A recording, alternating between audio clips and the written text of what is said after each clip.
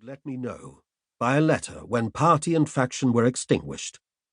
Judges, learned and upright, pleaders, honest and modest, with some tincture of common sense, and Smithfield blazing with pyramids of law books,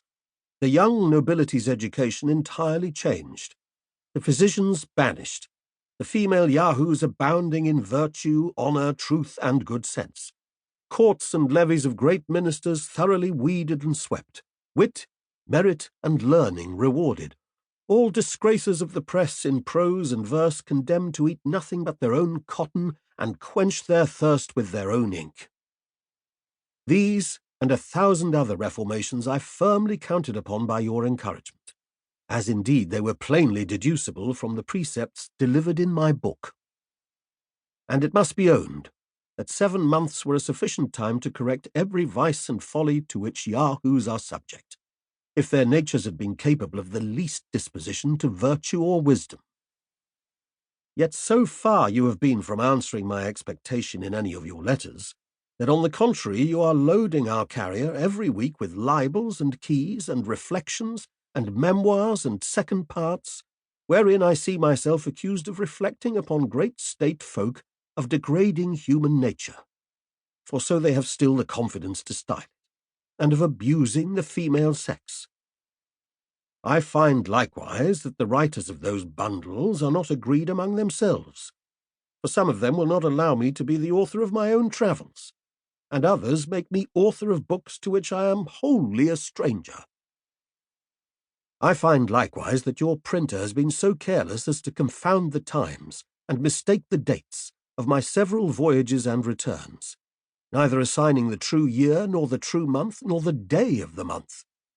And I hear the original manuscript is all destroyed since the publication of my book, neither have I any copy left. However, I have sent you some corrections, which you may insert if ever there should be a second edition, and yet I cannot stand to them, but shall leave that matter to my judicious and candid readers to adjust it as they please. I hear some of our sea yahoos find fault with my sea language, as not proper in many parts, nor now in use. I cannot help it. In my first voyages, while I was young, I was instructed by the oldest mariners and learned to speak as they did. But I have since found that the sea yahoos are apt, like the land ones, to become new-fangled in their words, which the latter change every year, insomuch as I remember upon each return to my own country their old dialect was so altered that I could hardly understand the new. And I observe, when any yahoo comes from London out of curiosity to visit me at my house, we neither of us are able to deliver our conceptions in a manner intelligible to the other. If the censure of the yahoos could any way affect me, I should have great reason to complain. That some of them are so bold as to think of my book of travels a mere fiction out of mine own brain, and have gone so far as to drop hints that the Houyhnhnms and yahoos have no more existence than the inhabitants of Utopia. Indeed, I must confess that as to the people of Lilliput, Brobdingnag, for so the word should have been spelt, and not erroneously Brobdingnag, and Laputa, I have never yet heard of any yahoo so presumptuous as to dispute their being or the facts I have related concerning them, because the truth immediately strikes every reader with conviction. And there is less probability in my account of the Houyhnhnms or yahoos when it is manifest as to the latter. There are so many thousands even in this country who only differ from their brother brutes in Houyhnhnmland because they use a sort of jabber and do not go naked.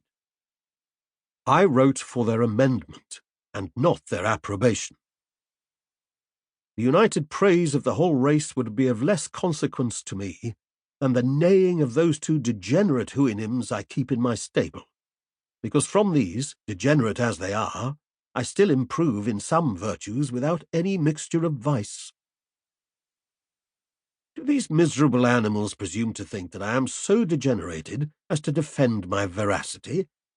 Yahoo as I am, it is well known through all Houyhnhnmland that by the instructions and example of my illustrious master, I was able, in the compass of 2 years, although I confess with the utmost difficulty,